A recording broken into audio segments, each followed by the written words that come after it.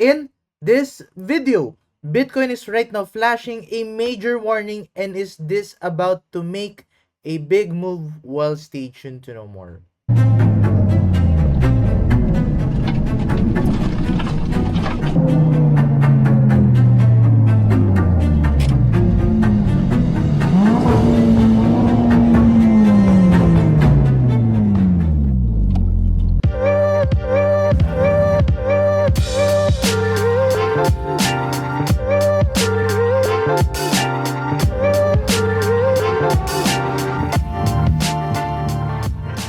So hi guys, and welcome back to another Gabs cryptocurrency video where we trade by data and not by hype. If you haven't subscribed to my channel, click the subscribe button down below and hit the notification bell so you won't miss out videos like this.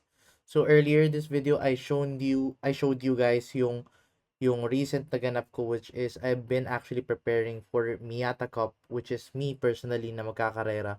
So make sure to check that video na ginawa ko earlier if you are interested in watching those series.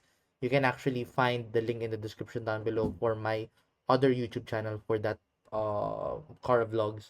It's named as Gabs Car Ventures. So yeah, hit the subscribe button down then dun sa isa kong account, and I hope to see you there.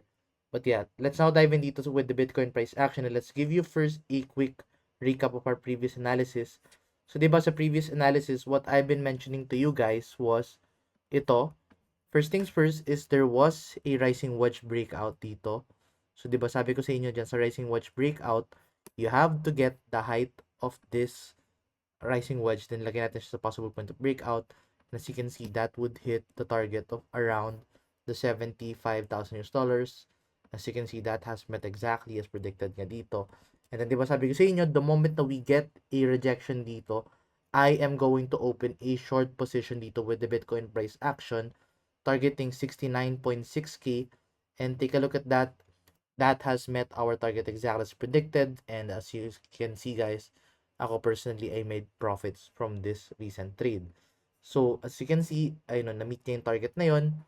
But right now, what is the next move for the Bitcoin price action? So, looking at this closely, let's try to look at this in the current chart. You will find na it's very clear na ngayon. It's now forming a massive bearish pattern, which is a bearish pattern to the downside. So, in this case, ang first target natin is going to be the 62,700. So, right now, we have to watch out if mababreak niya ba yung 68K or 69K. If mabreak niya yung 69K, then unfortunately, dire-diretso na to.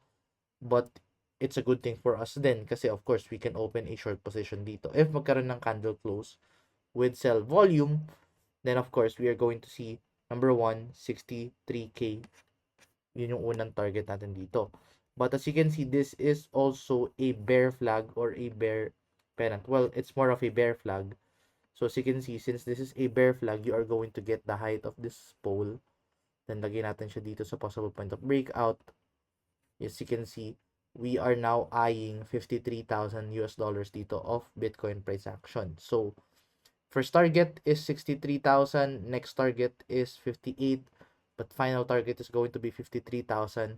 This is actually going to be an exciting move kasi of course we can open more to our short-term short position, and at the same time yung long-term short position natin could actually play out into our hands if ma-reach na yung 60K, because 60K is our take profit area for our long-term short position. That is my strategy. And once na ma-hit yung 53K, I am going to buy more Bitcoin dito. So right now, that is what I am currently waiting out. And may buy order din ako ng Bitcoin at the 60,000 US dollars for the long term na ano. So take note, long term buy ako sa spot wallet yung gagawin ko. And there's a reason for that. Sa future ko na i-explain kung bakit ako bibili ng Bitcoin sa spot wallet. But there is a specific strategy which I always do when it comes to these type of market. So right now, it's a matter of waiting this rising wedge na mag-breakdown, and it's just a matter of seeing this massive bearish pattern to play out or form. So it's just a matter of time lang talaga. So as much as possible, you have to be very patient. You have to make sure na hindi kayo mag-rush into any trade. You have to wait for a breakout if you want to play this move. But yeah, Right now, we are going to monitor that muna for the time being, and I guess that's all the update for the time being. Very quick update lang. If you find this video useful and informative, please give this video a like. I'll see you guys in the next video. Bye-bye for now.